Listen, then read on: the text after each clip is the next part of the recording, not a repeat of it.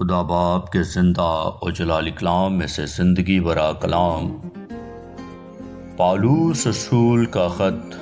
رومیوں کے نام، اس کا دوسرا باب 1 سے 29 آیت مبارکہ تک۔ پس اے الزام لگانے والو، تو کوئی کیوں نہ ہو، تیرے پاس کوئی عذر نہیں، کیونکہ جس بات کا تو دوسرے پر الزام لگاتا ہے اسی کا تو اپنے آپ کو مجرم ٹھہراتا ہے، اس لیے کہ تو جو الزام لگاتا ہے خود وہی کام کرتا ہے، اور ہم جانتے ہیں کہ ایسے کام کرنے والوں کی عدالت خدا کی طرف سے حق کے مطابق ہوتی ہے۔ اے انسان، تو جو ایسے کام کرنے والوں پر الزام لگاتا ہے اور خود وہی کام کرتا ہے، کیا یہ سمجھتا ہے کہ تو خدا کی عدالت سے بچ جائے گا؟ یا تو اس کی مہربانی اور تحمل اور صبر کی دولت کو ناچیز جانتا ہے اور نہیں سمجھتا کہ خدا کی مہربانی تجھ کو توبہ کی طرف مائل کرتی ہے، بلکہ تو اپنی سختی اور غیر تائب دل کے مطابق اس قہر کے دن کے لیے اپنے واسطے غضب کما رہا ہے، جس میں خدا کی سچی عدالت ظاہر ہوگی۔ وہ ہر ایک کو اس کے کاموں کے موافق بدلہ دے گا۔ جو نیکوکاری میں ثابت قدم رہ کر جلال اور عزت اور بقا کے طالب ہوتے ہیں، ان کو ہمیشہ کی زندگی دے گا، مگر جو تفرقہ انداز اور حق کے نہ ماننے والے بلکہ ناراستی کے ماننے والے ہیں، ان پر غضب اور قہر ہوگا، اور مصیبت اور تنگی ہر ایک بدکار کی جان پر آئے گی، پہلے یہودی کی پھر یونانی کی، مگر جلال اور عزت اور سلامتی ہر ایک نیکوکار کو ملے گی، پہلے یہودی کو پھر یونانی کو، کیونکہ خدا کے ہاں کسی کی طرفداری نہیں، اس لیے کہ جنہوں نے بغیر شریعت پائے گناہ کیا وہ بغیر شریعت کے ہلاک بھی ہوں گے، اور جنہوں نے شریعت کے ماتحت ہو کر گناہ کیا ان کی سزا شریعت کے موافق ہوگی، کیونکہ شریعت کے سننے والے خدا کے نزدیک راست باز نہیں ہوتے، بلکہ شریعت پر عمل کرنے والے راست باز ٹھہرائے جائیں گے، اس لیے کہ جب وہ قومیں جو شریعت نہیں رکھتی اپنی طبیعت سے شریعت کے کام کرتی ہیں، تو باوجود شریعت نہ رکھنے کے وہ اپنے لیے خود ایک شریعت ہیں،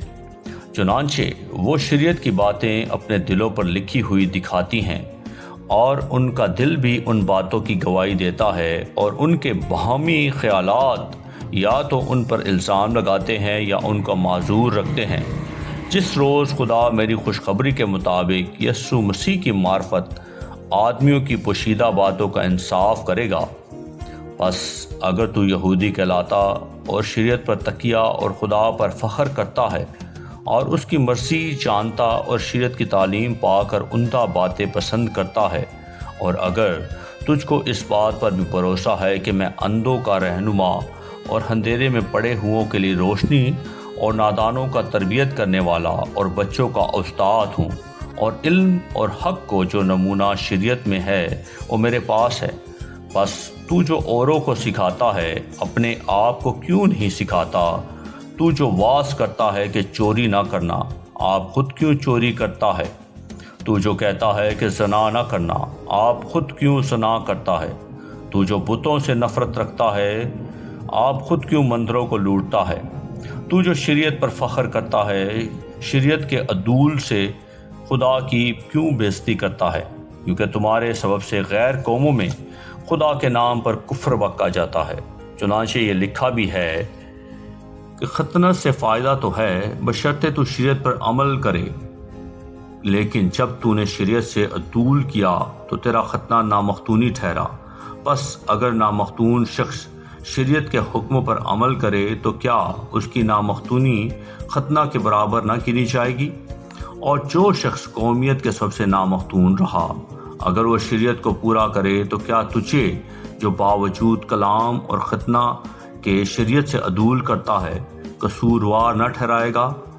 کیونکہ وہ یہودی نہیں جو ظاہر کا ہے، اور نہ وہ ختنہ ہے جو ظاہری اور جسمانی ہے، بلکہ یہودی وہی ہے جو باطن میں ہے، اور ختنہ وہی ہے جو دل کا اور روحانی ہے، نہ کہ لفظی۔ ایسے کی تعریف آدمیوں کی طرف سے نہیں بلکہ خدا کی طرف سے ہوتی ہے۔ آمین۔ اقلام کے پڑھے اور سنے جانے پر خدا ان کی برکت ہو، خدا ان کا شکر ہو، آمین۔ اس زندہ اور جلالی کلام کو سن کر زیادہ سے زیادہ شیئر کریں تاکہ لوگ سن کر برکت پائیں، آمین۔